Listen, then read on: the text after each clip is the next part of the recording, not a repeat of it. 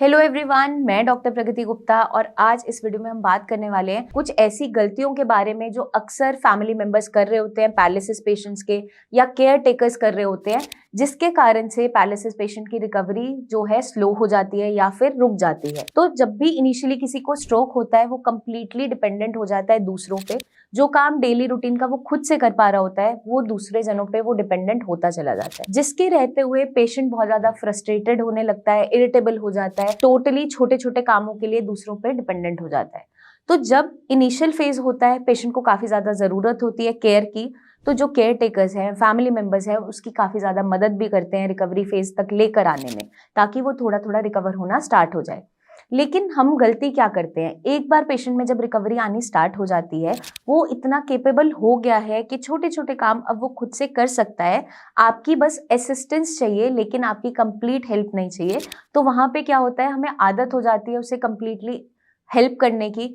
Assistance ना देते हुए हम उसके सारे छोटे छोटे काम जो अब खुद वो कर सकता है वो हम ही कर रहे होते हैं। उसके रहते हुए पेशेंट को आदत पड़ जाती है और जो काम वो इजीली कर सकता है वो भी अब नहीं कर रहा होता है, क्योंकि हमारे पास पेशेंट्स आते हैं, वो बोलने की प्रैक्टिस कर रहे होते हैं, वो शब्द निकाल भी रहे हैं, वो बोल भी पा रहे हैं, लेकिन क्योंकि घर वाले अब उनके इशारे समझ जाते हैं कि कब इन्हें पानी चाहिए, कब इन्हें वॉशरूम जाना है, कब इन्हें सोना है, तो वो एक्स्ट्रा जो केयर मिलती है उन्हें, उसके कारण से उनकी रिकवरी स्लो हो जाती है। तो मैं सबसे पहले उन्हें क्या समझाती हूँ कि आप जब भी ये कुछ मांगेंगे, आप ये बोल रहे हैं, आप समझ पा रहे हैं, तो इनसे एफर्ट लगवाइए। ये ब्रेन के अंदर जो नेटवर्किंग है उसको स्ट्रॉन्ग करेगा, इनकी रिकवरी में मदद करेगा। तो आपको अपने पेशेंट को असिस्ट जरूर करना है, क्योंकि कई बार ये होता है कि वॉशरूम तक जा रहे हैं तो गिरने के चांसेस तो नहीं है या चोट तो नहीं लगी, आपको वहां पे खड़े रहना है। लेकिन जो काम वो छोटे छोटे खुद कर पा रहे हैं कंप्लीटली अपने गाइडेंस के अंडर या असिस्टेंस के अंडर आप उन्हें करने देंगे,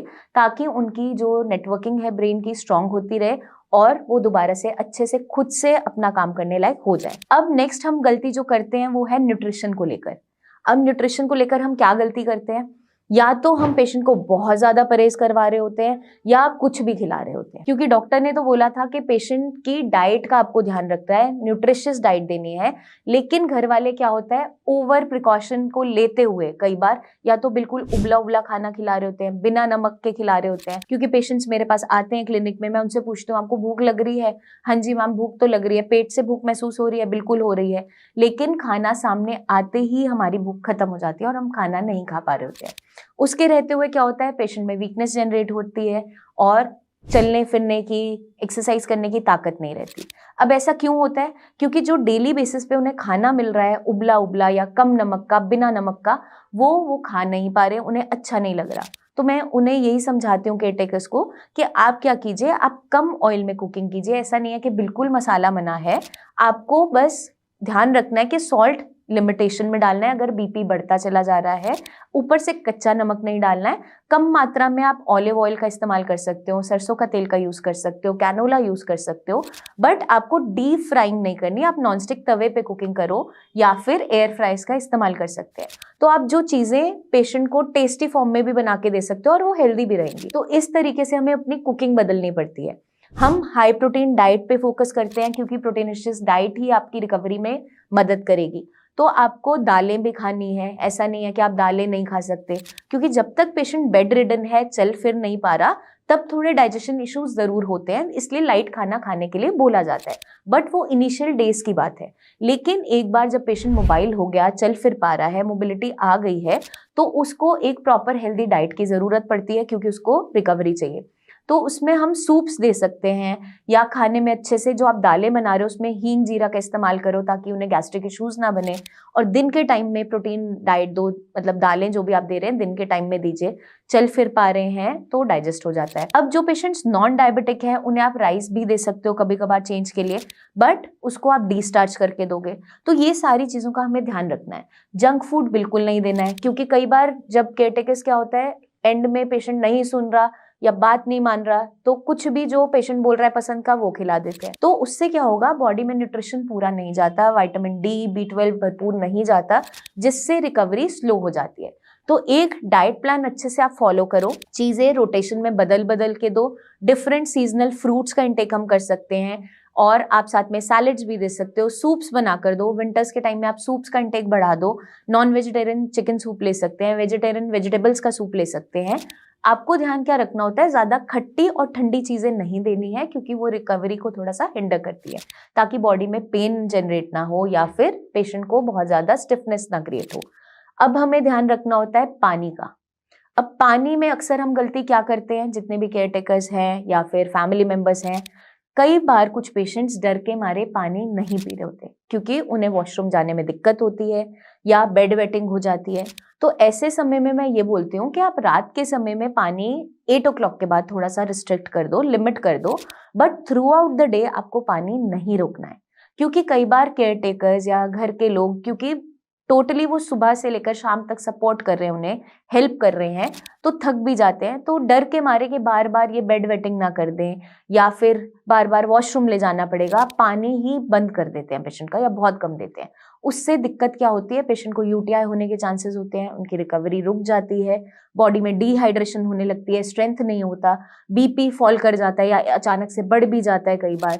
तो इस कंडीशन में हमें छोटी छोटी स्मॉल सर्विंग्स गुनगुना पानी करके आप दिन भर में दो। बार बार उन्हें वॉशरूम जब वो जाएंगे, इतने मोबाइल हो चुके हैं तो उनकी एक्सरसाइज ही होगी।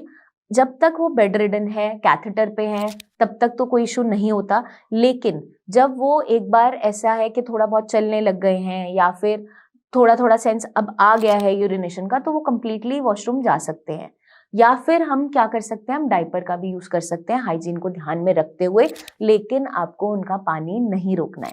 जितनी ऑप्टिमम हाइड्रेशन बॉडी को चाहिए वो बहुत इंपॉर्टेंट है। तो लिप्स ड्राई नहीं हो रहे, स्किन ड्राई नहीं हो रही, इस चीज का ध्यान रखना है, तो आपको पता चल जाएगा कि आपका पेशेंट अच्छे से हाइड्रेटेड है या नहीं। इन सारी चीजों का हमें खास ध्यान रखना है। नेक्स्ट हमारा आ जाता है एक्सरसाइज। या तो हम पेशेंट को बिल्कुल एक्सरसाइज नहीं करवा रहे होते हैं क्योंकि पेशेंट सपोर्ट नहीं कर रहा, चिड़चिड़ा हो रहा है, आप पे गुस्सा कर रहा है, या फिर हम उसको बहुत ज्यादा पुश करते हैं। तो मेरे पास दोनों ही कंप्लेंट्स पेशेंट की आती है कि मैम हम एक दिन में इतनी एक्सरसाइज करा दी जाती है कि नेक्स्ट डे हमें बहुत दर्द होता है। या फिर कुछ पेशेंट्स होते हैं कि मैम हम एक्सरसाइज कर ही नहीं पा रहे हैं। तो आपको एक ऑप्टिमम अमाउंट में एक्सरसाइज करानी है, मतलब पेशेंट जहाँ पे खुद से एफर्ट लगा पा रहा है वो खुद का एफर्ट लगाएगा। एक्टिव एक्सरसाइजेस पे फोकस रहेगा जहाँ पे पेशेंट की खुद का दम लग रहा है। जब तक पैसिव एक्सरसाइजेस तब तक के लिए होती है जब तक पेशेंट बेड रिडन है, मतलब आपका एफर्ट ज्यादा लगता है।